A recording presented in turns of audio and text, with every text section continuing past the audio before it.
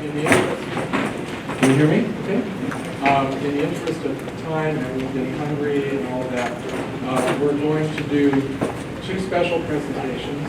The first is a Lifetime Achievement Award for Richard Van Horn.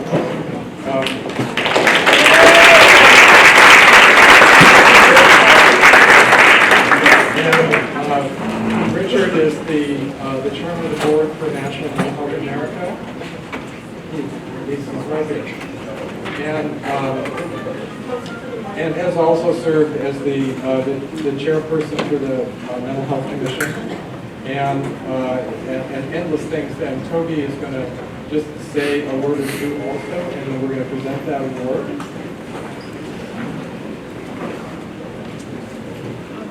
All right, thank you very much. So I introduced myself quickly. My name is Toby Ewing. I don't know if you all know this, but about 10 years ago, there was a measure passed in California that there was mentioned earlier about the assembly member trying to, the supervisor trying to get permission to do a special tax here in Los Angeles to support services for homeless folks. There was a similar tax passed in California about 10 years ago that actually generates about $2 billion a year, specifically for services for mental health. How many of you are familiar with Mental Health Services Act? How many of you think $2 billion is a lot of money for mental health? $2 billion is a lot of money. It's not enough money, but it's a lot of money, specifically mental health. So as part of that initiative, the Act created a state commission that is charged with making sure that the money is well spent and really shepherding what we call transformation of California's mental health system. From a system where you really had to be so ill that before you were eligible for services, you had to be so ill that you often didn't recognize that you were sick, to a system that was designed to actually reach out in communities and engage folks, ask you what your priorities are, to build a community planning process, to really focus on wellness and recovery. And as part of that, this commission was formed, and many of you know Richard here better than I do in terms of the work he's done in Los Angeles County and in many of the communities that you're involved with, and I don't know him that way. I know him from his time in Sacramento, and I would say there are a few people in California who've been more influential in shaping California's mental health system, and most of those folks actually learned from him. His role really was to shape the state's understanding of what works and doesn't work in terms of meeting the needs of folks with mental illness. And he helped pioneer a strategy that really says we need to sit down and meet people where they are.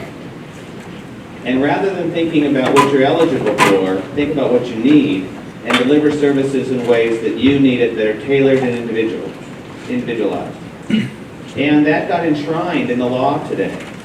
And as part of that, and this is a huge step, my background is working in public policy, and this is a huge step where the statute says what we really need to do is listen to people and what their needs are, and really set priorities based on what your needs are. We need to put people first, we need to listen, we need to let the public really drive the policy process, and we need to respond to folks in ways that are really tailored and individualized. But it did a couple of other things. It said, we really need to emphasize prevention and early intervention. And I've spoken nationally and internationally about what's happening in California in terms of mental health, and the rest of the world is jealous that we have a structure in place in California that says we really need to prioritize prevention, early intervention. We really need to prioritize the kinds of research that you're learning about today, that they're talking about today, through these partnership models, because that's the only way we're going to get better at delivering care and being responsive to people's needs. And we actually need to innovate. We need to do some really interesting, creative things that we've never done before, because that's the way we're going to transform that system. And quite a lot of that is because of the work of this gentleman here with the fancy tie. The wellness tie, that's right. That he stood up very early in this process and said there's got to be a better way. And he helped enshrine, he helped put together the language and the process to get this measure enacted.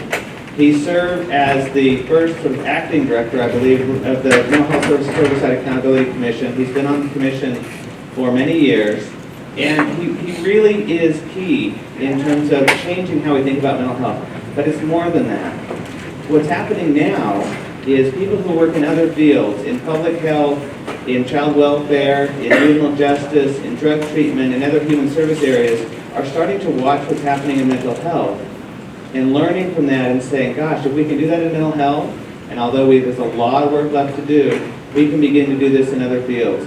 So Richard Van Horn really has shaped mental health in California, but he's really begun to shape the way we think in terms of politics and policy about how important it is to talk to communities, how important it is to think differently about outcomes, wellness, and recovery. And so I stand up and thank you for honoring Richard and for all of the work that he has done to really lead the way in terms of transforming not just mental health, but the quality of life in California.